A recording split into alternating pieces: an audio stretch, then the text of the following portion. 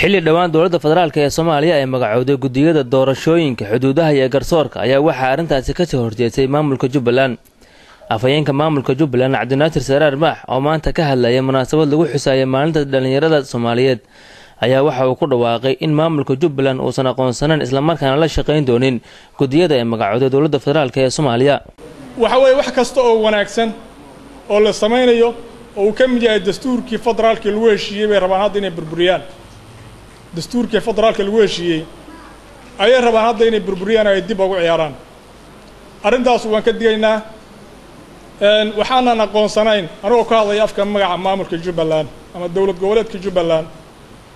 gudiyada saddexda ay maandhow ansixiyeen oo uu ka mid yahay koob gudiga xuduudaha gudiga garsoorka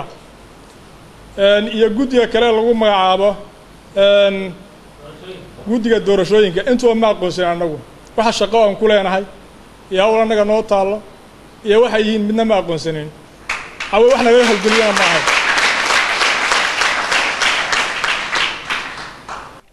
dhanka kale madaxweyne ku-xigeenka Jubbaland Cabdiqaadir Xaaji Maxamuud Luuga Dheere oo isna ka hadlay munaasabadda xuska maalinta dhalinyarada Soomaaliyeed ayaa waxa uu si kulul uga hadlay mooshinka ay xildhibaano ka tirsan baarlamaanka Soomaaliya ka gudbiyeen maamulka Jubbaland. waxaa nasiib darro ah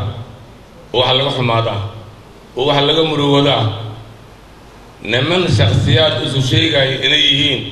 baarlamaanka federaalka Soomaaliya baa waxay ku andacoonayaan maxay shacabka Jubbaland u tashadeen maxay aayadooda uga tashadeen maxay dib u heshiisii u gaareen maxay maamul u samaysteen maxay baarlamaan heshiisi ay ku yihiin u dhisteen inta ay taageeri lahaayeen ee u soo hambalyeey lahaayeen ayay waxay maanta shakhsiyaad iimaan laawiyaal ah oo danaystayaal ah oo sheeganaya inay xubno ka yihiin baarlamaanka federaalka baa waxay meelaha la taagan yihiin waxaan mooshin ka geynay dowlad goboleedka Jubbaland bal ma iyaga dhisay shacab tashaday oo dastuuri u tashaday oo saddex gobol ka kooban oo aayahooda ka tashaday nimanka ku dacwoonayo ma tashan karaan aayahooda kama tashan karaan ma heshii karaan nimanka ku dacwoonayo oo ku andacoonayo oo mooshinka qoraayo ee u qaatay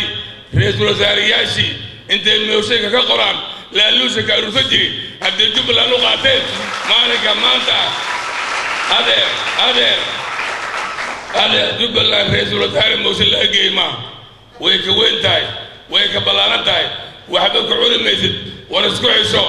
war baarlamaanka Soomaaliya ay hayn Jubbaland ra'iisul wasaare mooshin ha geyso oo lacag aad ku cunto daad baratay tantaad ku dhimanayso waataad ku dhimanaysay shakhsiyaadka waxaan uga digayaa inay ka waantoobaan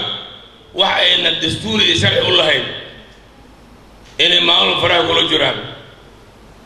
dowlad goboleedka Jubbaland inaan soo hadal qaadnaa ma aha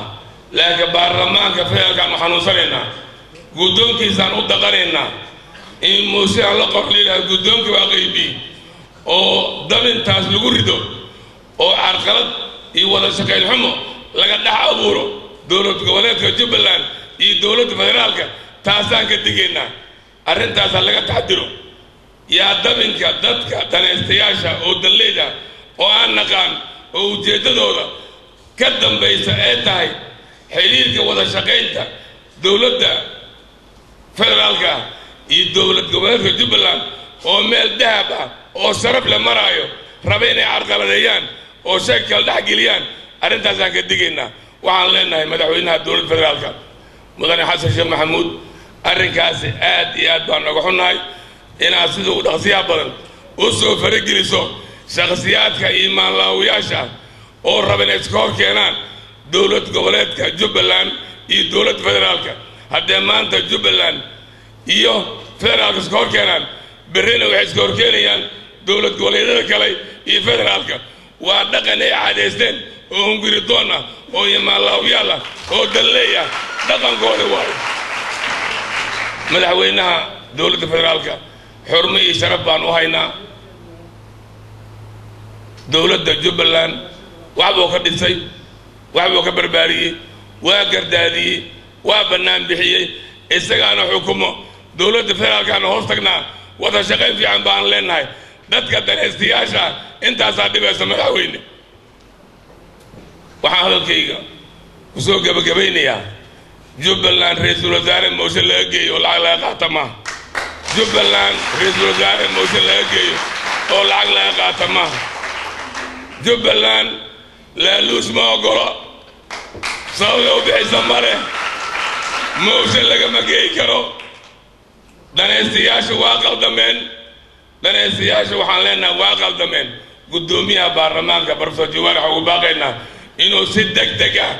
raalligel looga bixiyo mooshinka laga geeyo jubbaland haddaanu ka bixinin waxaan ka fiirsan doonaa wada shaqaynta alla leenahay dowladda federaalka waan ka fiirsanaynaa raalligelin ha laga bixiyo raalligelin cad ha laga bixiyo mooshinka danaystayaasha ee keeneen oo guddoomiyaha baarlamaanka yiri waan qaybiyey raalligel cad bay ka sugaysaa dowladda jubbaland haddaan laga bixinina wixii awaaqo xumo ka yimaado baarlamaanka soomaaliya u soo bax السلام عليكم ورحمة الله وبركاته. آدي هذا ما تنتين السلام عليكم ورحمة الله وبركاته.